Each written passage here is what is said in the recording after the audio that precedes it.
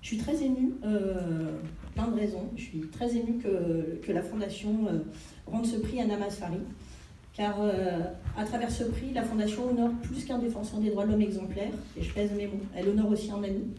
J'ai jamais eu l'occasion de rencontrer Nama, malheureusement, mais c'est devenu un ami au fil des ans, au fil de nos échanges, au fil d'une connexion à distance qu'on a pu établir depuis bientôt 8 ans. Nama est quelqu'un qu'on est fier d'avoir dans son entourage, quelqu'un qui par sa seule existence vous rappelle le sens de la lutte, pourquoi on fait ce métier, pourquoi on est engagé, pour la liberté, pour le respect de la dignité, pour la défense des opprimés. Ça a l'air bateau, dit comme ça, mais c'est ce qui guide mes actions chaque jour, et c'est ce qui permet à Nama de tenir chaque jour, comme Claude l'a expliqué. Mais lui, c'est du fin fond de sa cellule qu'il prône, vit, incarne ses valeurs nobles, sans jamais rien céder, sans jamais rien lâcher.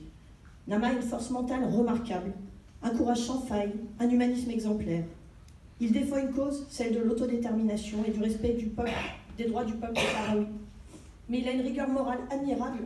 Il est capable, même s'il a une rigueur morale admirable, il est quand même capable de comprendre et de pardonner la faiblesse de ses compagnons d'infortune qui n'ont pas tous sa force.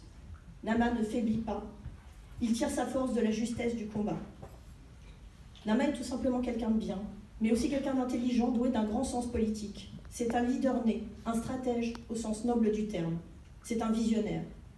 Et c'est en lien avec lui et avec son soutien que l'ACAT a fait évoluer sa perspective sur les violations des droits de l'homme au Sahara occidental.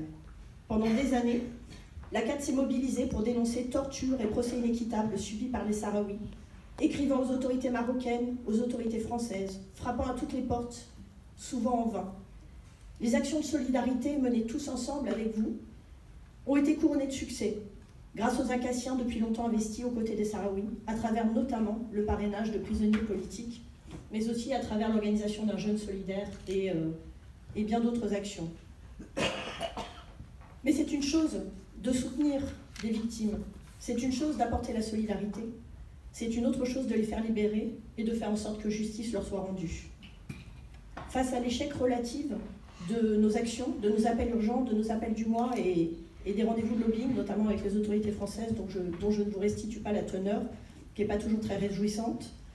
Face à l'échec relatif de ces actions, nous sommes passés à l'offensive le 14 février 2014, en déposant une plainte pénale en France pour Nama, pour Claude et pour l'ACAT. Une procédure judiciaire qui a ébranlé le Maroc et la France et qui a occasionné des retentissements qu'on connaît, sur lesquels je ne reviendrai pas. Après des développements positifs et négatifs devant la justice française, nous avons décidé d'aller devant la Cour européenne des droits de l'homme à travers une plainte que nous avons déposée l'an dernier et dont nous attendons l'issue, mais ça prendra encore des années. Ce même jour, du 14 février 2014, nous avons déposé une plainte devant le comité contre la torture, comme l'a rappelé Claude.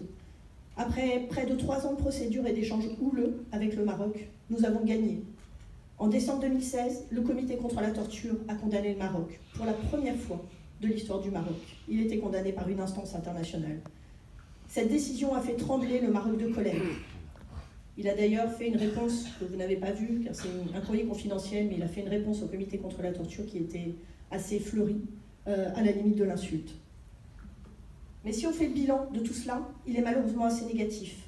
Les prisonniers politiques de Gdeim Izik sont toujours en prison. Certes, sous la pression, le Maroc a rejugé les prisonniers politiques. Certes, il a redoublé d'efforts et surtout de dépenses financières pour promouvoir son image de pays respectueux des droits de l'homme sur la scène internationale. Toutes nos actions titillent le Maroc et le font réagir, violemment souvent. Mais la victoire est encore loin et on peut se reposer sur nos acquis. Depuis plus d'1 an, l'ACAT repense sa stratégie sur le Sahara occidental. Les victimes sahraouis ne sont pas des victimes comme les autres, ce ne sont pas des victimes marocaines. La cause de leur souffrance est différente de la cause des souffrances tout aussi atroces subies par les Marocains, notamment par les militants du RIF et bien d'autres encore. Le nœud du problème est que les Sahraouis ne sont pas marocains, ils sont sahraouis. La cause de leur souffrance est l'occupation illégale de leur territoire par le Maroc. Une occupation qualifiée comme telle par l'Assemblée générale des Nations unies il y a plusieurs décennies.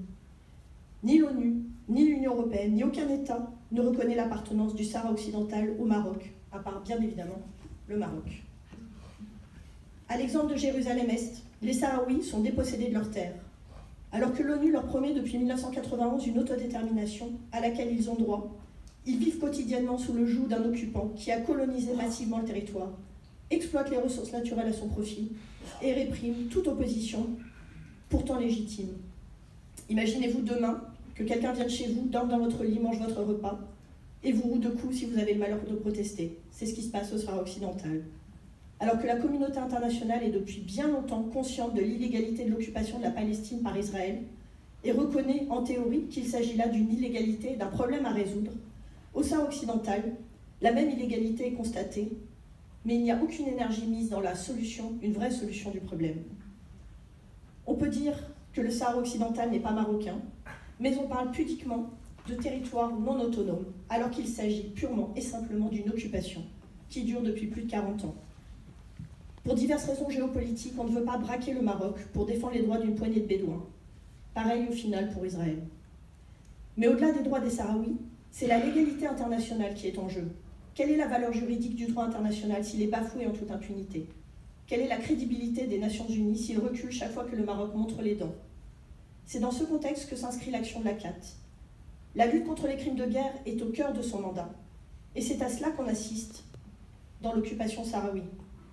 Effectivement, une occupation, c'est régi par le droit international humanitaire. Or, les violations graves du droit international humanitaire, ce sont des crimes de guerre, comme en Palestine, une fois encore. Pour lutter contre la torture au Sahara occidental, il faut lutter contre l'occupation. Pour lutter contre l'occupation, il faut commencer par mener une guerre des mots. Il faut que le public français, le gouvernement français, l'Union européenne, la communauté internationale reconnaissent le Sahara occidental tel qu'il est, un territoire occupé, et reconnaissent que les violations subies par les Sahraouis portent un nom. Ce sont des crimes de guerre. On ne peut pas résoudre un problème s'il n'est pas correctement nommé.